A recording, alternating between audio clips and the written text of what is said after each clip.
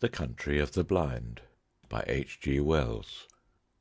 300 miles and more from Chimborazo, 100 from the snows of Cotopaxi, in the wildest wastes of Ecuador's Andes, there lies that mysterious mountain valley, cut off from the world of men, the Country of the Blind. Long years ago that valley lay so far open to the world that men might come at last through frightful gorges and over an icy pass into its equable meadows. And thither indeed men came, a family or so of Peruvian half-breeds, fleeing from the lust and tyranny of an evil Spanish ruler. Then came the stupendous outbreak of Mindobamba, when it was night in Quito for 17 days, and the water was boiling at Yaguachi, and all the fish floating, dying, even as far as Guayaquil. Everywhere along the Pacific slopes there were landslips and swift thawings and sudden floods, and one whole side of the old Arauca crest slipped and came down in thunder, and cut off the Country of the Blind for ever from the exploring feet of men. But one of these early settlers had chanced to be on the hither side of the gorges when the world had so terribly shaken itself, and he perforce had to forget his wife and his child and all the friends and possessions he had left up there, and start life over again in the lower world. He started it again, but blindness overtook him, and he died of punishment in the mines. But the story he told begot a legend that lingers along the length of the Cordilleras of the Andes to this day. He told of his reason for venturing back from that fastness into which he had first been carried, lashed to a llama, beside a vast bale of gear, when he was a child. The valley, he said, had in it all that the heart of man could desire: sweet water, pasture, and even climate, slopes of rich brown soil, with tangles of a shrub that bore an excellent fruit, and on one side great hanging forests of pine that held the avalanches high. Far overhead, on three sides, vast cliffs of grey-green rock were capped by cliffs of ice. But the glacier stream came not to them, but flowed away by the farther slopes, and only now and then huge ice masses fell on the valley side. In this valley it neither rained nor snowed, but the abundant springs gave a rich green pasture, that irrigation would spread all over the valley space. The settlers did well indeed there. Their beasts did well and multiplied, and but one thing marred their happiness, yet it was enough to mar it greatly. A strange disease had come upon them, and had made all the children born to them there, and indeed several older children also, blind. It was to seek some charm or antidote against this plague of blindness that he had, with fatigue and danger and difficulty, returned down the gorge. In those days, in such cases, men did not think of germs and infections, but of sins, and it seemed to him that the reason of this affliction must lie in the negligence of these priestless immigrants to set up a shrine so soon as they entered the valley. He wanted a shrine, a handsome, cheap, effectual shrine, to be erected in the valley. He wanted relics and such like potent things of faith, blessed objects and mysterious medals and prayers. In his wallet he had a bar of native silver, for which he could not account. He insisted there was none in the valley, with something of the insistence of an inexpert liar. They had all clubbed their money and ornaments together, having little need for such treasure up there, he said, to buy them holy help against their ill. I figure this dim-eyed young mountaineer, sunburnt, gaunt, and anxious hat-brim clutched feverishly, a man all unused to the ways of the lower world, telling this story to some keen-eyed, attentive priest before the great convulsion. I can picture him presently seeking to return with pious and infallible remedies against that trouble, and the infinite dismay with which he must have faced the tumbled vastness where the gorge had once come out. But the rest of his story of mischances is lost to me, save that I know of his evil death after several years. Poor stray from that remoteness! The stream that had once made the gorge now bursts from the mouth of a rocky cave, and the legend, his poor ill-told story set going, developed into the legend of a race of blind men somewhere over there, one may still hear to-day. And amidst the little population of that now isolated and forgotten valley, the disease ran its course. The old became groping and purblind. The young saw but dimly, and the children that were born to them saw never at all. But life was very easy in that snow-rimmed basin, lost to all the world, with neither thorns nor briars, with no evil insects nor any beasts save the gentle breed of llamas they had lugged and thrust and followed up the beds of the shrunken rivers in the gorges up which they had come.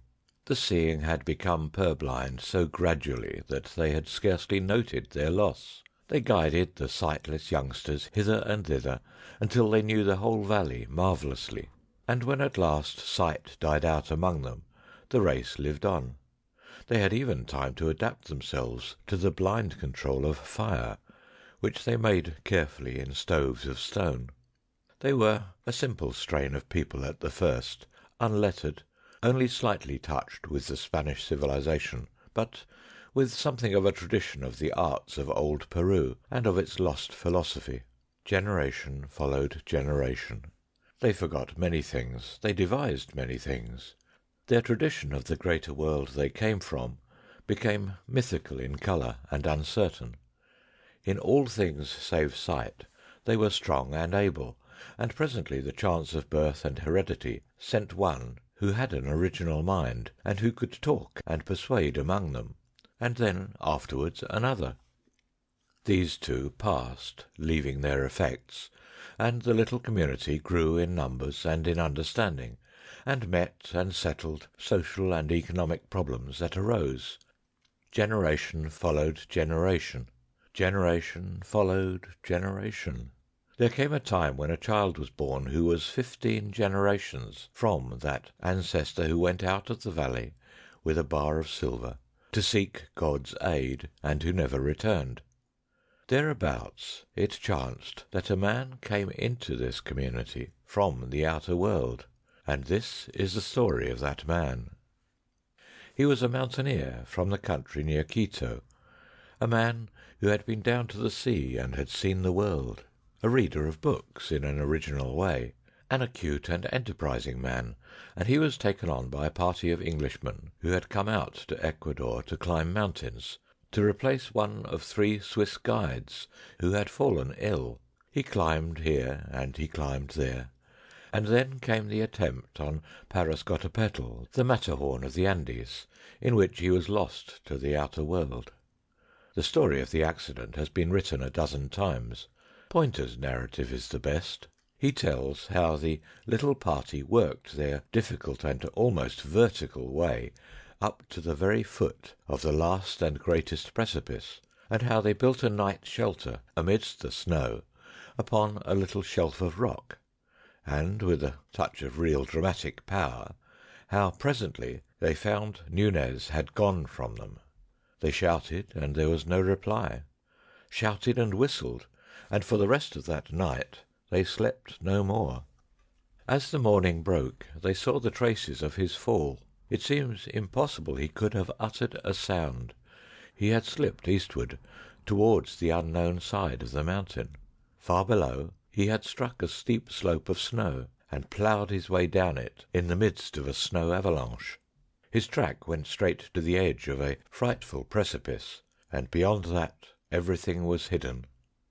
Far, far below, and hazy with distance, they could see trees rising out of a narrow, shut-in valley, the lost country of the blind, but they did not know it was the lost country of the blind, nor distinguish it in any way from any other narrow streak of upland valley.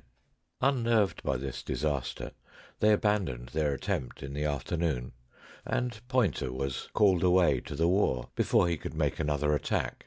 To this day Parascotopetal lifts an unconquered crest, and Pointer's shelter crumbles unvisited amidst the snows. And the man who fell survived. At the end of the slope he fell 1,000 feet, and came down in the midst of a cloud of snow upon a snow slope even steeper than the one above. Down this he was whirled, stunned and insensible, but without a bone broken in his body, and then at last came to gentler slopes, and at last rolled out and lay still, buried amidst a softening heap of the white masses that had accompanied and saved him. He came to himself with a dim fancy that he was ill in bed, then realized his position with a mountaineer's intelligence, and worked himself loose, and after a rest or so, out until he saw the stars. He rested flat upon his chest for a space, wondering where he was and what had happened to him. He explored his limbs and discovered that several of his buttons were gone, and his coat turned over his head. His knife had gone from his pocket, and his hat was lost, though he had tied it under his chin. He recalled that he had been looking for loose stones to raise his piece of the shelter wall. His ice axe had disappeared. He decided he must have fallen, and looked up to see, exaggerated by the ghastly light of the rising moon, the tremendous flight he had taken. For a while he lay gazing blankly at that vast pale cliff towering above, rising moment by moment out of a subsiding tide of darkness. Its phantasmal, mysterious beauty held him for a space, and then he was seized with a paroxysm of sobbing laughter. After a great interval of time he became aware that he was near the lower edge of the snow. Below, down what was now a moonlit and practicable slope, he saw the dark and broken appearance of rock-strewn turf. He struggled to his feet, aching in every joint and limb, got down painfully from the heaped loose snow about him, went downward until he was on the turf, and there dropped rather than lay beside a boulder, drank deep from the flask in his inner pocket, and instantly fell asleep. He was awakened by the singing of birds in the trees far below. He sat up, and perceived he was on a little alp, at the foot of a vast precipice that was grooved by the gully down which he and his snow had come. Over against him another wall of rock reared itself against the sky. The gorge between these precipices ran east and west, and was full of the morning sunlight, which lit to the westward the mass of fallen mountain that closed the descending gorge.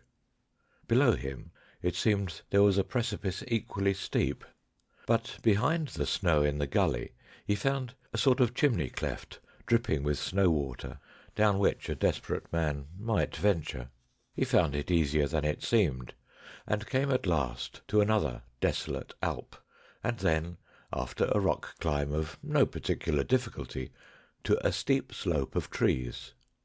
He took his bearings and turned his face up the gorge, for he saw it opened out above upon green meadows, among which he now glimpsed quite distinctly a cluster of stone huts of unfamiliar fashion.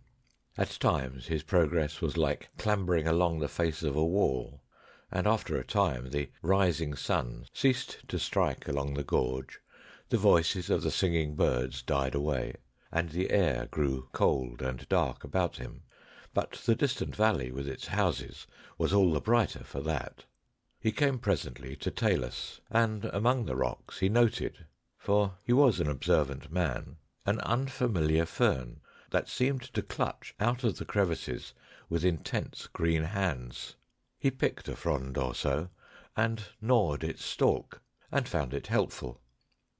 About midday he came at last out of the throat of the gorge into the plain and the sunlight.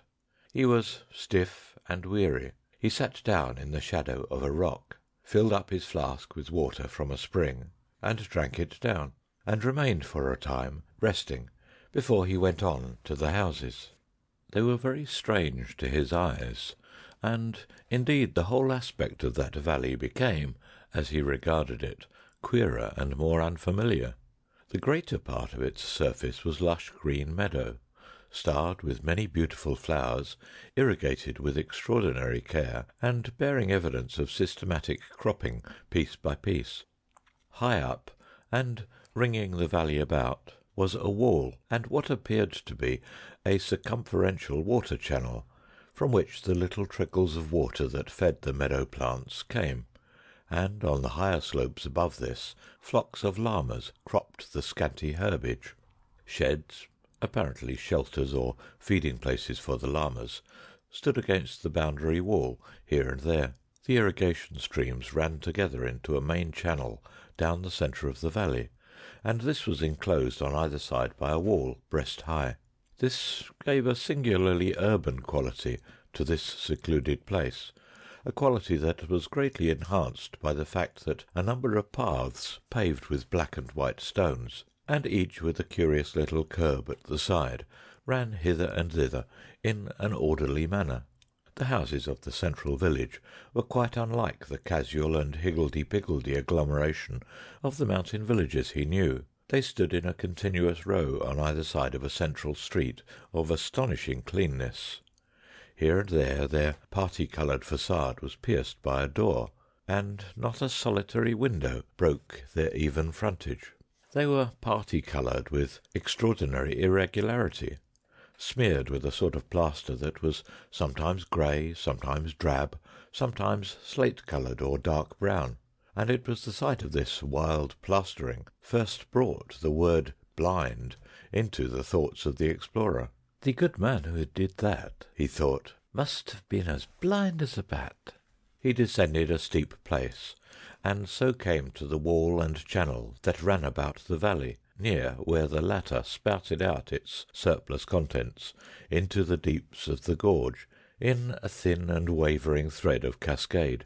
He could now see a number of men and women resting on piled heaps of grass, as if taking a siesta, in the remoter part of the meadow, and nearer the village a number of recumbent children, and then, nearer at hand, 3 men carrying pails on yokes, along a little path that ran from the encircling wall towards the houses.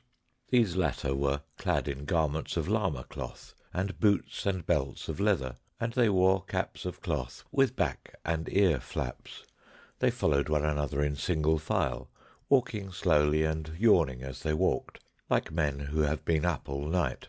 There was something so reassuringly prosperous and respectable in their bearing that, after a moment's hesitation, Nunez stood forward as conspicuously as possible upon his rock, and gave vent to a mighty shout that echoed round the valley.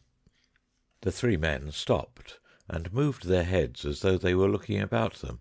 They turned their faces this way and that, and Nunez gesticulated with freedom, but they did not appear to see him, for all his gestures, and after a time, directing themselves towards the mountains far away to the right, they shouted as if in answer. Nunez bawled again, and then once more, and as he gestured ineffectually, the word blind came up to the top of his thoughts. "The fools must be blind," he said. When at last, after much shouting and wrath, Nunez crossed the stream by a little bridge, came through a gate in the wall, and approached them, he was sure that they were blind. He was sure that this was the country of the blind of which the legends told. Conviction had sprung upon him, and a sense of great and rather enviable adventure. The 3 stood side by side, not looking at him, but with their ears directed towards him, judging him by his unfamiliar steps. They stood close together, like men a little afraid, and he could see their eyelids closed and sunken, as though the very balls beneath had shrunk away. There was an expression near awe on their faces. "A man," one said, in hardly recognizable Spanish. "A man it is, a man or a spirit, coming down from the rocks." But Nunez advanced with the confident steps of a youth who enters upon life. All the old stories of the Lost Valley and the country of the blind had come back to his mind, and through his thoughts ran this old proverb, as if it were a refrain. "In the country of the blind, the one-eyed man is king." In the country of the blind, the one-eyed man is king." And very civilly he gave them greeting. He talked to them and used his eyes. "Where does he come from, Brother Pedro?" asked one. "Down out of the rocks." "Over the mountains I come," said Nunez. "Out of the country beyond there, where men can see, from near Bogota, where there are 100,000 of people, and where the city passes out of sight." "Sight?" muttered Pedro. "Sight?" "He comes," said the second blind man, "out of the rocks." The cloth of their coats, Nunez saw, was curiously fashioned, each with a different sort of stitching. They startled him by a simultaneous movement towards him, each with a hand outstretched. He stepped back from the advance of these spread fingers. "Come hither," said the third blind man, following his motion and clutching him neatly. And they held Nunez and felt him over, saying no word further until they had done so. "Carefully," he cried, with a finger in his eye, and found they thought that organ, with its fluttering lids, a queer thing in him. They went over it again. "A strange creature, Correa," said the one called Pedro. "Feel the coarseness of his hair, like a llama's hair." "Rough he is as the rocks that begot him," said Correa, investigating Nunez's unshaven chin with a soft and slightly moist hand. "Perhaps he will grow finer." Nunez struggled a little under their examination, but they gripped him firm. "Carefully," he said again. "He speaks," said the third man. "Certainly he is a man." "Ugh!" said Pedro, at the roughness of his coat. "And you have come into the world?" asked Pedro. "Out of the world, over mountains and glaciers, right over above there, halfway to the sun, out of the great big world that goes down 12 days' journey to the sea." They scarcely seemed to heed him. "Our fathers have told us men may be made by the forces of nature," said Correa. "It is the warmth of things, and moisture, and rottenness. "Let us lead him to the elders," said Pedro. "Shout first," said Correa, "lest the children be afraid. This is a marvellous occasion." So they shouted, and Pedro went first, and took Nunez by the hand to lead him to the houses. He drew his hand away. "I can see," he said. "See?" said Correa. "Yes, see," said Nunez, turning towards him, and stumbled against Pedro's pail. "His senses are still imperfect," said the third blind man. "He stumbles and talks unmeaning words. Lead him by the hand." "As you will," said Nunez, and was led along, laughing. It seemed they knew nothing of sight. Well, all in good time he would teach them. He heard people shouting, and saw a number of figures gathering together in the middle roadway of the village. He found it tax his nerve and patience more than he had anticipated, that first encounter with the population of the country of the blind. The place seemed larger as he drew near to it, and the smeared plasterings queerer, and a crowd of children and men and women. The women and girls, he was pleased to note, had some of them quite sweet faces, for all that their eyes were shut and sunken, came about him, holding on to him, touching him with soft, sensitive hands, smelling at him, and listening at every word he spoke. Some of the maidens and children, however, kept aloof, as if afraid, and indeed his voice seemed coarse and rude beside their softer notes. They mobbed him. His three guides kept close to him with an effect of proprietorship, and said again and again, "A wild man out of the rocks." "Bogota," he said. "Bogota, over the mountain crests." "A wild man using wild words," said Pedro. "Did you hear that? Bogota. His mind is hardly formed yet. He has only the beginnings of speech." A little boy nipped his hand. "Bogota," he said mockingly. "Aye, a city to your village. I come from the great world where men have eyes and see." "His name's Bogota," they said. "He stumbled," said Correa. "Stumbled twice as we came hither." "Bring him to the elders." And they thrust him suddenly through a doorway into a room as black as pitch, save at the end there faintly glowed a fire. The crowd closed in behind him, and shut out all but the faintest glimmer of day, and before he could arrest himself he had fallen headlong over the feet of a seated man. His arm, outflung, struck the face of someone else as he went down. He felt the soft impact of features, and heard a cry of anger, and for a moment he struggled against a number of hands that clutched him. It was a one-sided fight. An inkling of the situation came to him, and he lay quiet. "I fell down," he said. "I couldn't see in this pitchy darkness." There was a pause, as if the unseen persons about him tried to understand his words. Then the voice of Corea said, "He is but newly formed. He stumbles as he walks, and mingles words that mean nothing with his speech." Others also said things about him that he heard or understood imperfectly. "May I sit up?" he asked in a pause. "I will not struggle against you again." They consulted and let him rise. The voice of an older man began to question him, and Nunez found himself trying to explain the great world out of which he had fallen, and the sky and mountains, and sight and such like marvels, to these elders who sat in darkness in the country of the blind, and they would believe and understand nothing whatever he told them, a thing quite outside his expectation. They would not even understand many of his words. For 14 generations these people had been blind and cut off from all the seeing world. The names for all the things of sight had faded and changed. The story of the outer world was faded and changed to a child's story, and they had ceased to concern themselves with anything beyond the rocky slopes above their circling wall. Blind men of genius had arisen among them and questioned the shreds of belief and tradition they had brought with them from their seeing days, and had dismissed all these things as idle fancies, and replaced them with new and saner explanations.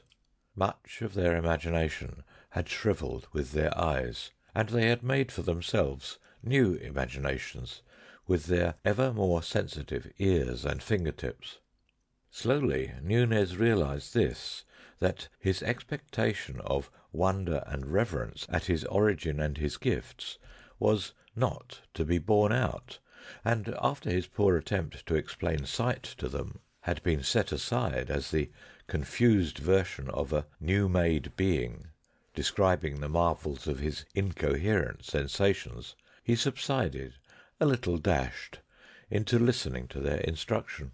And the eldest of the blind men explained to him life and philosophy and religion, how that the world, meaning their valley, had been first an empty hollow in the rocks, and then had come first inanimate things without the gift of touch, and llamas, and a few other creatures that had little sense, and then men, and at last angels, whom one could hear singing and making fluttering sounds, but whom no one could touch at all, which puzzled Nunez greatly until he thought of the birds.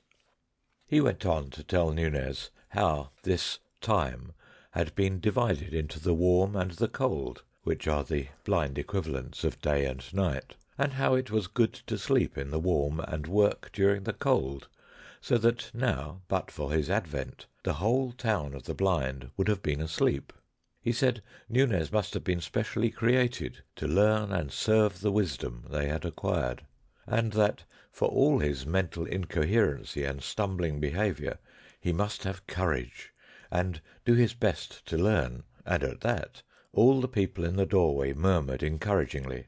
He said the night, for the blind call their day night, was now far gone, and it behoved everyone to go back to sleep. He asked Nunez if he knew how to sleep, and Nunez said he did, but that before sleep he wanted food.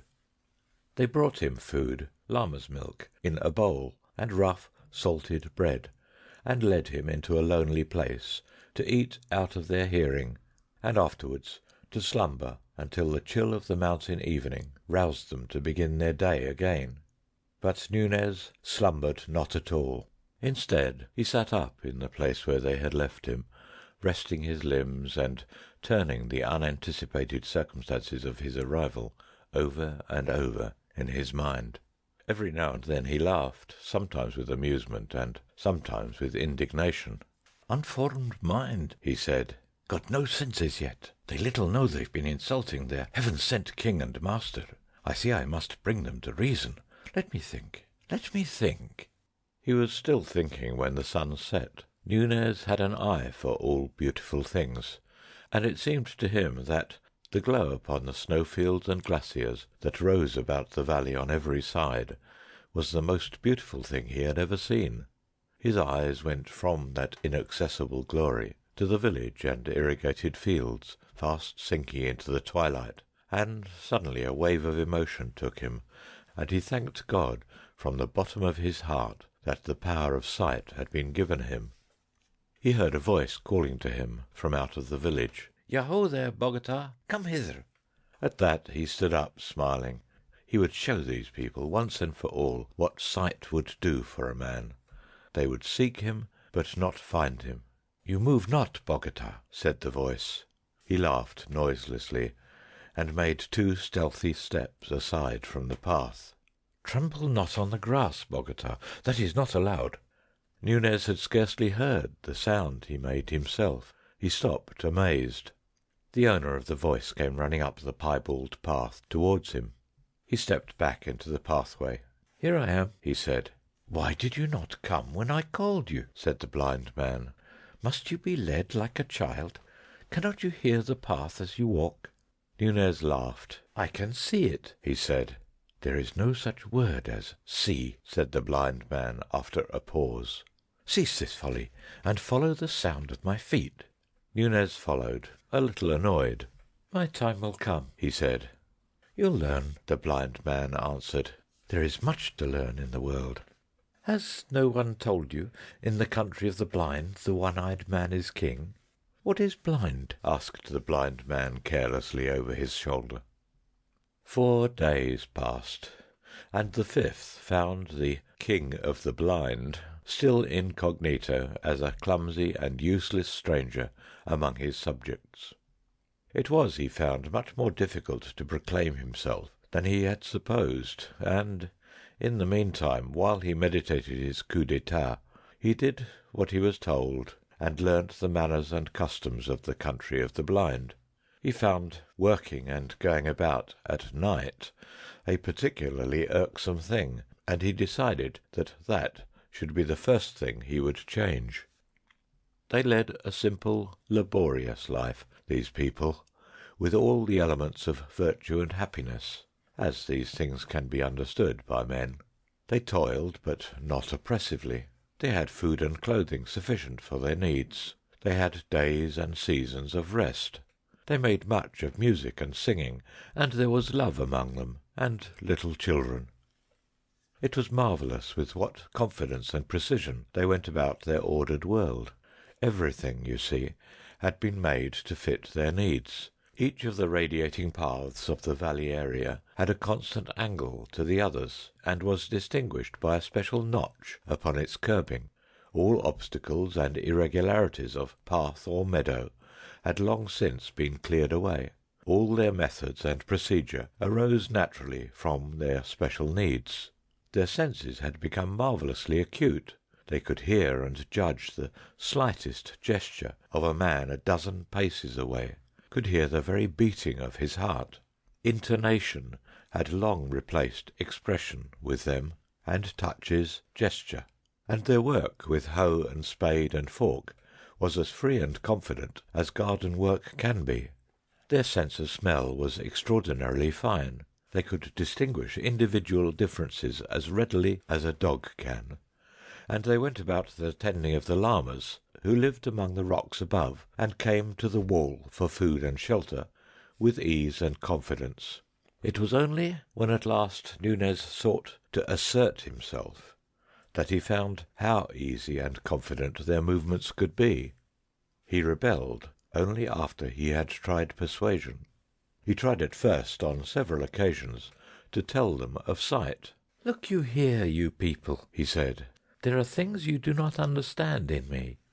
Once or twice, one or two of them attended to him, They sat with faces downcast and ears turned intelligently towards him, and he did his best to tell them what it was to see. Among his hearers was a girl with eyelids less red and sunken than the others, so that one could almost fancy she was hiding eyes, whom especially he hoped to persuade. He spoke of the beauties of sight, of watching the mountains, of the sky and the sunrise, and they heard him with amused incredulity that presently became condemnatory. They told him there were indeed no mountains at all, but that the end of the rocks where the llamas grazed was indeed the end of the world. Thence sprang a cavernous roof of the universe, from which the dew and the avalanches fell.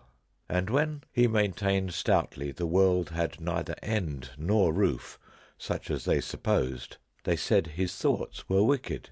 So far as he could describe sky and clouds and stars to them, it seemed to them a hideous void, a terrible blankness, in the place of the smooth roof to things in which they believed. It was an article of faith with them that the cavern roof was exquisitely smooth to the touch.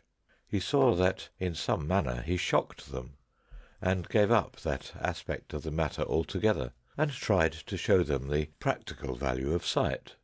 One morning he saw Pedro in the path called 17, and coming towards the central houses, but still too far off for hearing or scent, and he told them as much.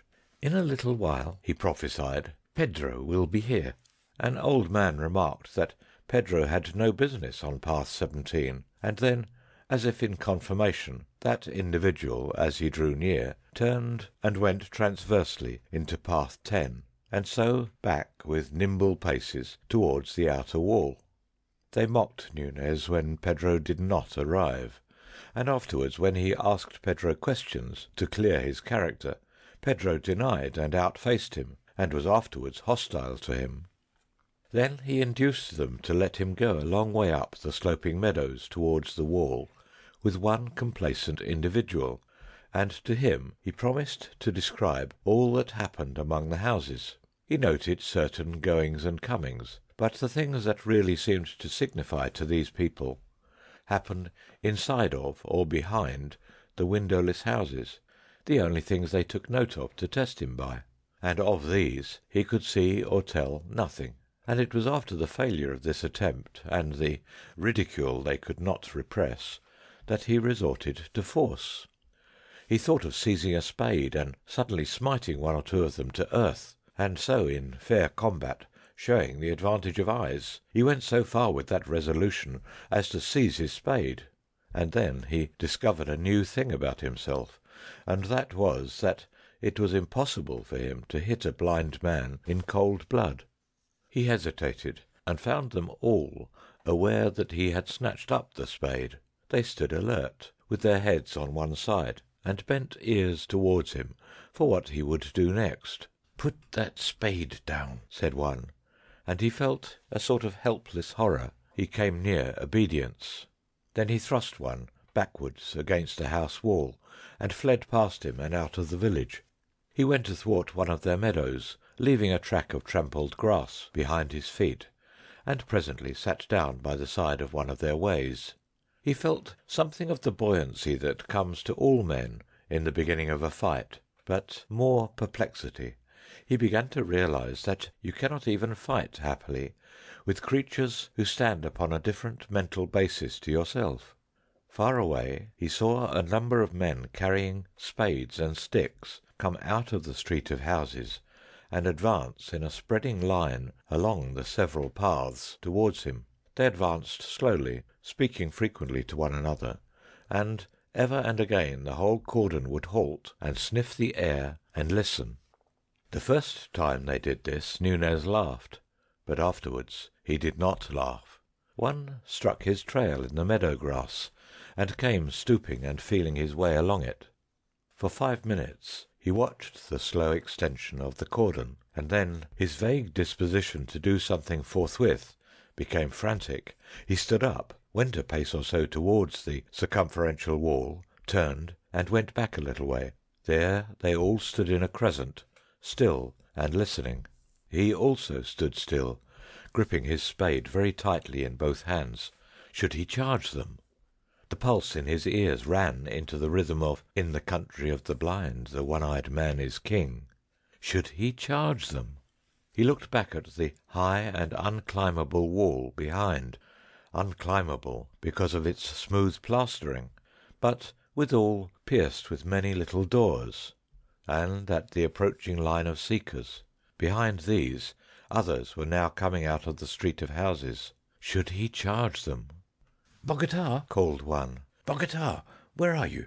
He gripped his spade still tighter and advanced down the meadows towards the place of habitations, and directly he moved they converged upon him. "I'll hit them if they touch me," he swore. "By heaven I will! I'll hit!" He called aloud. "Look here, I'm going to do what I like in this valley. Do you hear? I'm going to do what I like and go where I like." They were moving in upon him quickly, groping yet moving rapidly. It was like playing blind man's buff, with everyone blindfolded except one. "Get hold of him!" cried one. He found himself in the arc of a loose curve of pursuers. He felt suddenly he must be active and resolute. "You don't understand," he cried, in a voice that was meant to be great and resolute, and which broke. "You are blind, and I can see. Leave me alone. Bogota, put down that spade and come off the grass." The last order, grotesque in its urban familiarity, produced a gust of anger. "I'll hurt you," he said, sobbing with emotion. "By heaven, I'll hurt you. Leave me alone." He began to run, not knowing clearly where to run. He ran from the nearest blind man because it was a horror to hit him. He stopped, and then made a dash to escape from their closing ranks. He made for where a gap was wide, and the men on either side, with a quick perception of the approach of his paces, rushed in on one another. He sprang forward, and then saw he must be caught, and swish! The spade had struck. He felt the soft thud of hand and arm, and the man was down with a yell of pain, and he was through, and then he was close to the street of houses again, and blind men whirling spades and stakes were running with a sort of reasoned swiftness hither and thither. He heard steps behind him just in time, and found a tall man rushing forward and swiping at the sound of him. He lost his nerve, hurled his spade a yard wide at his antagonist, and whirled about and fled, fairly yelling as he dodged another. He was panic-stricken. He ran furiously to and fro, dodging when there was no need to dodge, and in his anxiety to see on every side of him at once, stumbling. For a moment he was down, and they heard his fall. Far away, in the circumferential wall, a little doorway looked like heaven, and he set off in a wild rush for it. He did not even look round at his pursuers until it was gained, and he had stumbled across the bridge, clambered a little way among the rocks, to the surprise and dismay of a young llama who went leaping out of sight, and lay down sobbing for breath. And so his coup d'etat came to an end. He stayed outside the wall of the Valley of the Blind for 2 nights and days without food or shelter, and meditated upon the unexpected. During these meditations he repeated very frequently, and always with a profounder note of derision, the exploded proverb, "In the country of the blind, the one-eyed man is king." He thought chiefly of ways of fighting and conquering these people, and it grew clear that for him no practicable way was possible.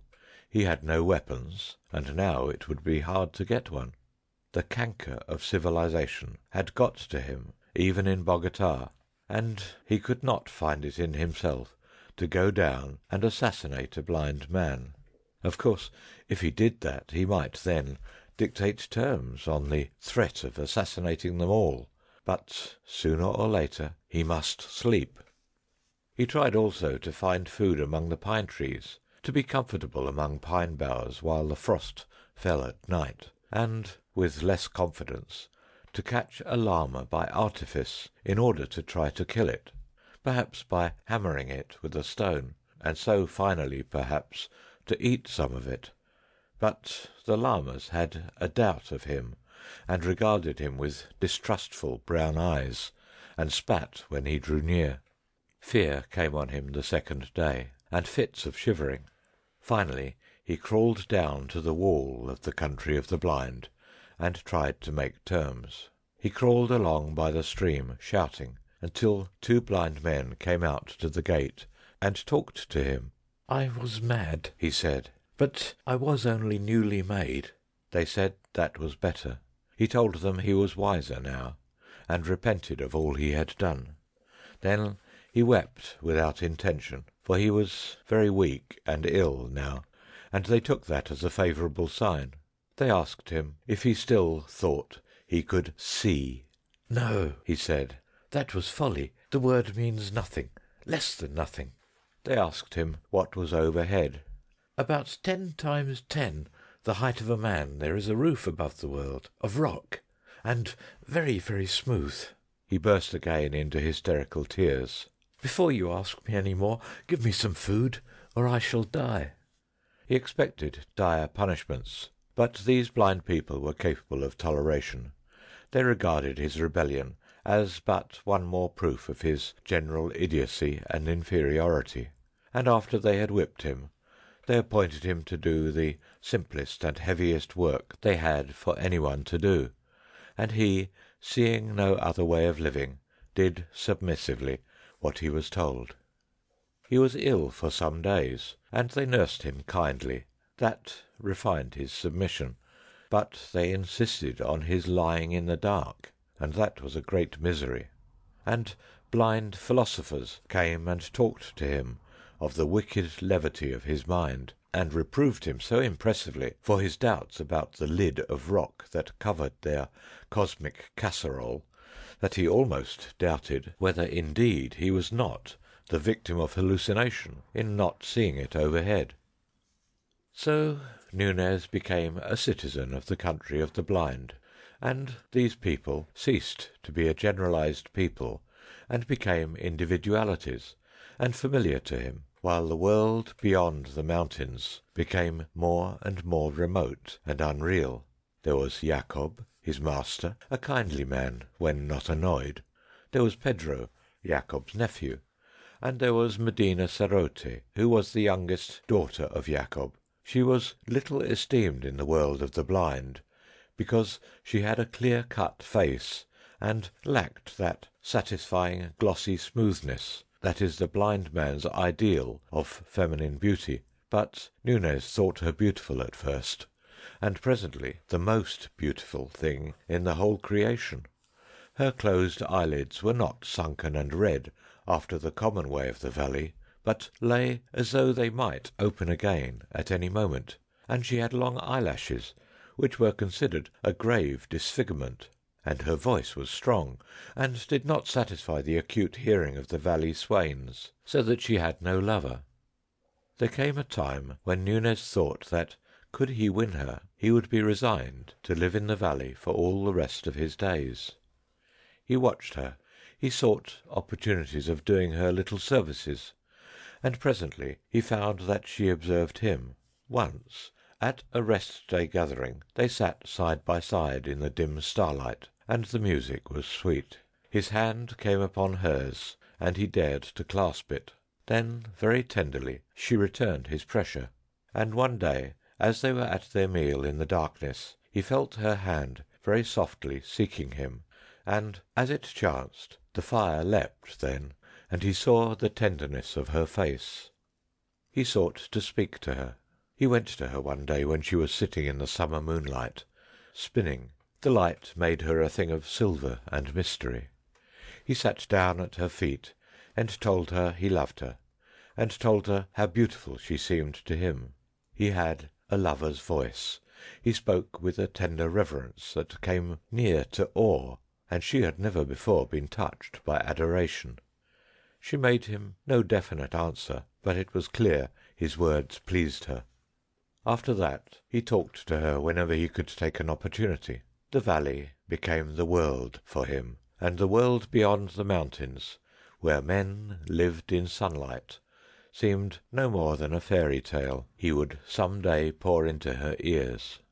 Very tentatively and timidly he spoke to her of sight. Sight seemed to her the most poetical of fancies, and she listened to his description of the stars and the mountains and her own sweet white-lit beauty as though it was a guilty indulgence. She did not believe, she could only half understand, but she was mysteriously delighted, and it seemed to him that she completely understood. His love lost its awe and took courage. Presently he was for demanding her of Jacob and the elders in marriage, but she became fearful and delayed, and it was one of her elder sisters who first told Jacob that Medina Sarote and Nunez were in love.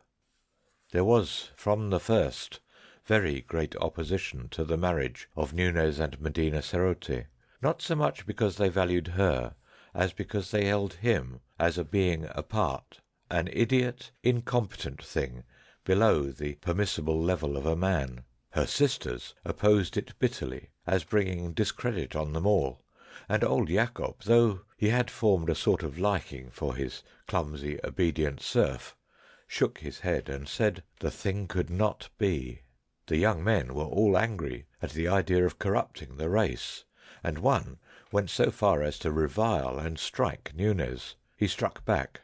Then, for the first time, he found an advantage in seeing even by twilight, and after that fight was over, no one was disposed to raise a hand against him, but they still found his marriage impossible. Old Jacob had a tenderness for his last little daughter, and was grieved to have her weep upon his shoulder. "You see, my dear, he's an idiot. He has delusions. He can't do anything right." "I know," wept Medina Sarote, "but he's better than he was. He's getting better. And he's strong, dear father, and kind, stronger and kinder than any other man in the world. And he loves me, and, father, I love him." Old Jacob was greatly distressed to find her inconsolable, and besides, what made it more distressing, he liked Nunez for many things. So he went and sat in the windowless council chamber with the other elders, and watched the trend of the talk, and said at the proper time, "He's better than he was. Very likely some day we shall find him as sane as ourselves." Then afterwards one of the elders, who thought deeply, had an idea.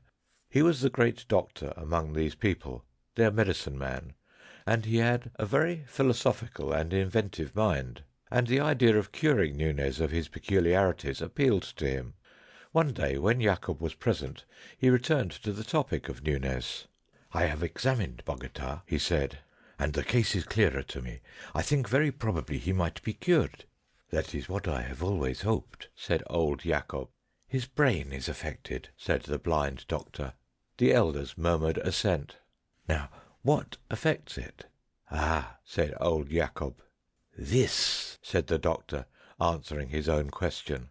"Those queer things that are called the eyes, and which exist to make an agreeable soft depression in the face, are diseased, in the case of Bogota, in such a way as to affect his brain. They are greatly distended.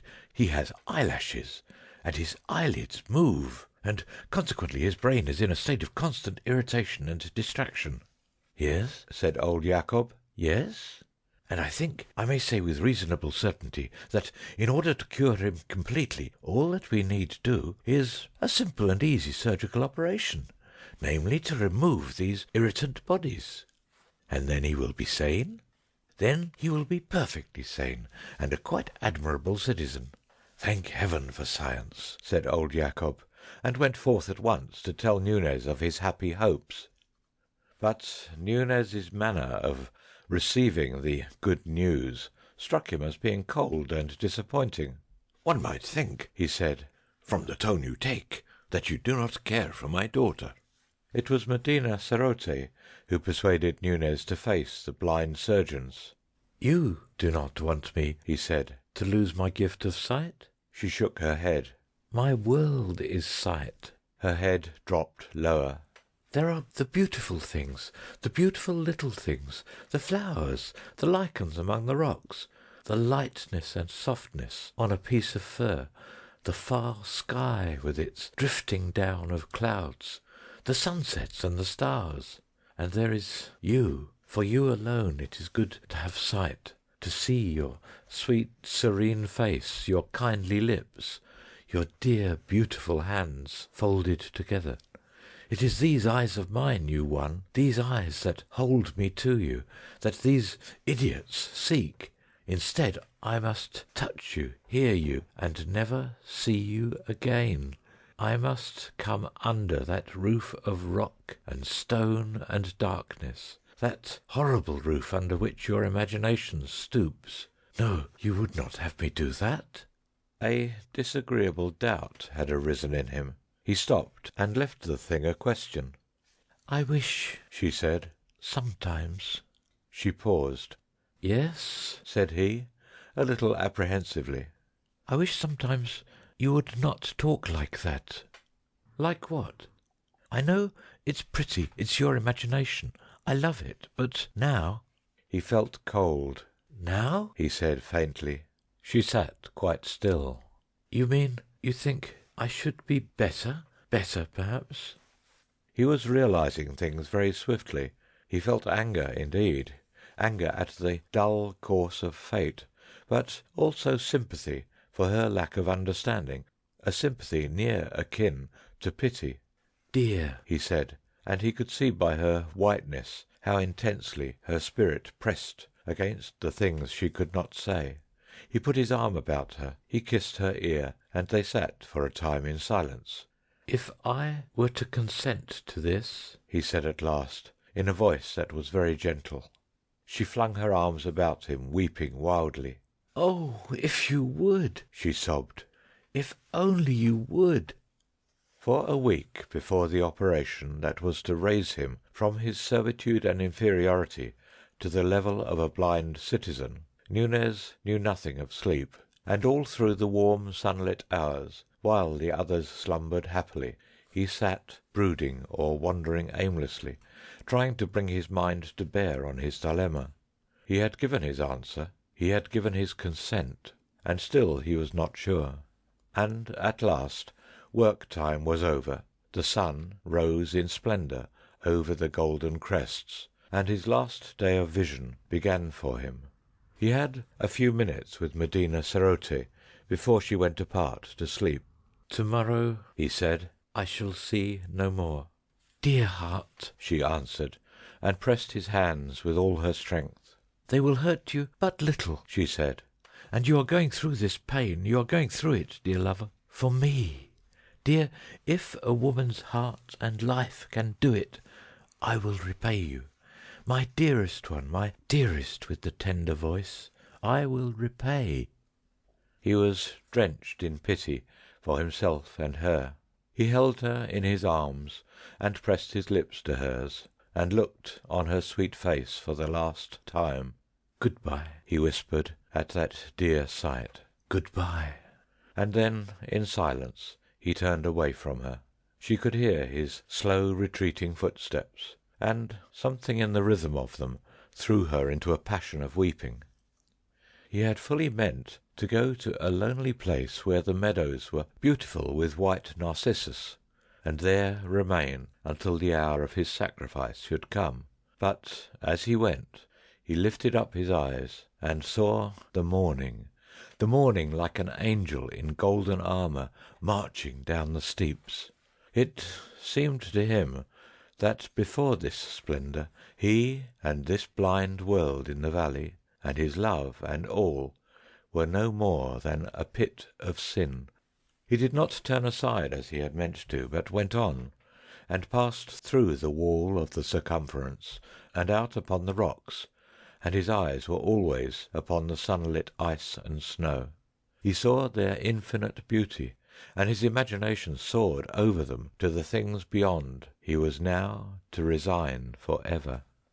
He thought of that great free world he was parted from, the world that was his own, and he had a vision of those further slopes, distance beyond distance, with Bogota, a place of multitudinous, stirring beauty, a glory by day, a luminous mystery by night, a place of palaces and fountains and statues and white houses lying beautifully in the middle distance. He thought how, for a day or so, one might come down through passes, drawing ever nearer and nearer to its busy streets and ways. He thought of the river journey, day by day, from great Bogota to the still vaster world beyond, through towns and villages, forest and desert places, the rushing river, day by day, until its banks receded and the big steamers came splashing by, and one had reached the sea, the limitless sea, with its thousand islands, its thousands of islands, and its ships seen dimly far away in their incessant journeyings round and about that greater world. And there, unpent by mountains, one saw the sky. The sky, not such a disk as one saw it here, but an arch of immeasurable blue, a deep of deeps in which the circling stars were floating. His eyes scrutinized the great curtain of the mountains with a keener inquiry.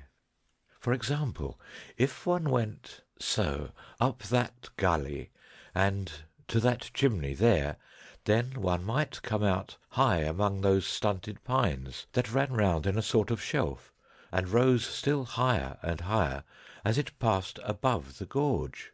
And then that Talus might be managed. Thence perhaps a climb might be found to take him up to the precipice that came below the snow, and if that chimney failed, then another, farther to the east, might serve his purpose better, and then one would be out upon the amber-lit snow there, and half-way up to the crest of those beautiful desolations. He glanced back at the village, then turned right round and regarded it steadfastly. He thought of Medina Sarote, and she had become small and remote. He turned again towards the mountain wall, down which the day had come to him. Then, very circumspectly, he began to climb. When sunset came, he was no longer climbing, but he was far and high. He had been higher, but he was still very high. His clothes were torn, his limbs were blood-stained, he was bruised in many places, but he lay as if he were at his ease, and there was a smile on his face. From where he rested, the valley seemed as if it were in a pit, and nearly a mile below. Already it was dim with haze and shadow, though the mountain summits around him were things of light and fire. The mountain summits around him were things of light and fire, and the little details of the rocks near at hand were drenched with subtle beauty, a vein of green mineral piercing the grey, the flash of crystal faces here and there, a minutely beautiful orange lichen close beside his face.